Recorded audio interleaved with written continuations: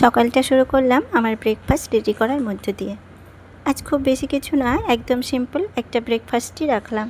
আর হ্যাঁ, ডাবটা আমি সকালেই খেয়ে নিয়েছিলাম।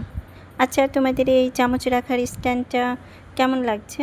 সত্যি বলতে এত কম দামে যে এত সুন্দর আর মজবুত একটা জিনিস আসবে সেটা আমি ভাবিনি।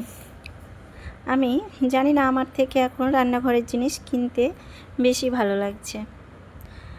তারপর আমার জন্য একটু চা আর ব্রেড সেঁকে নিয়েছিলাম, আর হাজব্যান্ডের জন্য ব্রেডটা একটু বাটার আর গার্লিক দিয়ে সেঁকে দিলাম।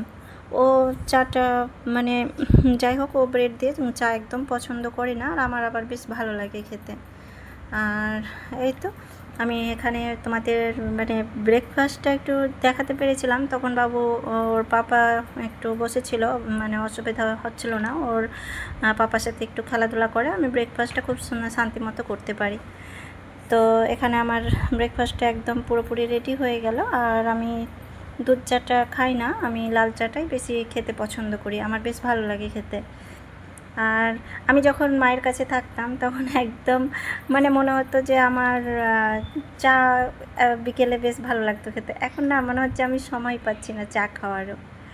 তো আজকে ভেবেছিলাম পুরো রান্নাটা তোমাদের সঙ্গে শেয়ার করব, কিন্তু আমার বাবু আমাকে একটুকু ছাড়তে চাইছিল না। আসলে বাবু ঘরে একা থাকে, তো আমি বেশিক্ষণ রান্নাঘরে থাকলেও খুবই বিরক্ত হয়। তো আমি রান্নার পরে যে কী গোসল করে এসে তোমাদের দেখাচ্ছিলাম যে আমি কী রান্না করেছি। এখানে চিংড়ি মাছ একটু পেঁয়াজ দিয়ে বেশি করে রান্না করেছিলাম, পেঁয়াজটা বেশি দিয়ে ভুনা মতো বানিয়েছিলাম। আর এটা চিচিঙ্গার সবজি। চিচিঙ্গা খেতে আমার বেশ ভালোই লাগে, মানে বেশ তাড়াতাড়ি হয় রান্নাটা। আর এখানে একটু মুগ ডাল বানিয়েছিলাম। খুব সাধারণ ঘরোয়া রান্না, কিন্তু নিজের হাতে রান্না তো বেশ আনন্দ লাগে, জানো, যে আমি মানে রান্না করে খাচ্ছি। এটাই একটা, যে দোকানের কিছু কিনে খাবার, ধরো বাইরে যারাই থাকে বেশিরভাগই দোকানে কিনে বেশ খেয়ে নেয়, কিন্তু আমি তেমনটা করি না, যেটুকু পারি আমি বাড়িতেই রান্না করার চেষ্টা করি। আর বিকেলের দিকে একটু ছোলা মাখা বানিয়েছিলাম। আর বিকেলের হালকা খিদেতে এই ছোলা মাখাটা আমার মনে হয় যে একটু হেলদি। এভাবে ছোট ছোট কাজ, রান্না বান্না, বাচ্চাকে সামলাতে সামলাতেই কেটে গেল আমার আরেকটা সাধারণ দিন। জীবনটা হয়তো খুব বড় কিছু নয়, কিন্তু এই ছোট ছোট মুহূর্তগুলোর মধ্যেই তো আমাদের প্রতিদিনের গল্প লুকিয়ে থাকে।